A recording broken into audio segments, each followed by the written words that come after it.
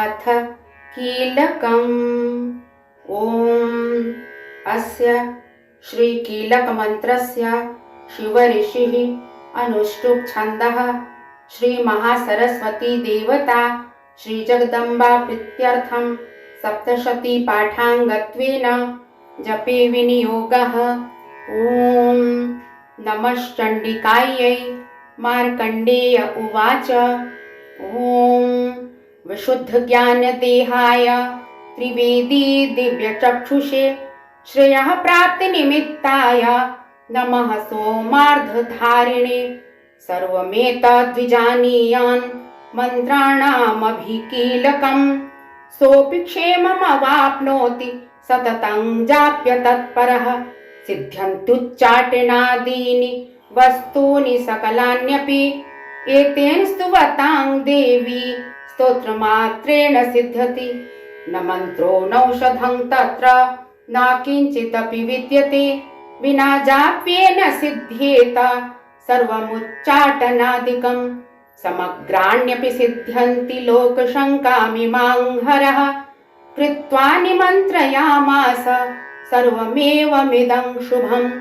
स्तोत्रं वै चण्डिकायास्तु तच्च गुप्तं चकार सः समाप्तिर्न च पुण्यस्य तां यथावन्नियन्त्रणाम्। सोऽपि क्षेममवाप्नोति सर्वमेवं न संशयः कृष्णायां वा चतुर्दश्यामष्टम्यां वा समाहितः।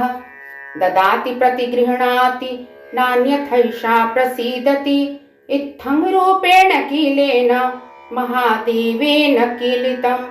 यो निष्किलां विधायैनां नित्यं जपति संस्फुटं स सिद्धः स गणः सोऽपि गन्धर्वो जायते नरः। न चैवाप्यटतस्तस्य भयं क्वापीह जायते नापमृत्युवशं याति मृतो मोक्षमवाप्नुयात्। ज्ञात्वा प्रारभ्य कुर्वीत न कुर्वाणो विनश्यति ततो ज्ञात्वैव सम्पन्नमिदं प्रारभ्यते बुधैः। सौभाग्यादि च यत्किञ्चित् दृश्यते ललनाजने तत्सर्वं तत्प्रसादेन तेन जाप्यमिदं शुभम्। शनैस्तु जप्यमानेऽस्मिन् स्तोत्रे सम्पत्तिरुच्चकैः भवत्येव समग्रापि ततः प्रारभ्यमेव तत्। ऐश्वर्यं यत्प्रसादेन सौभाग्यारोग्यसम्पदः शत्रुहानिः परो मोक्षः स्तूयते सा न किञ्जनैः। ॐ जगदम्बार्पणमस्तु।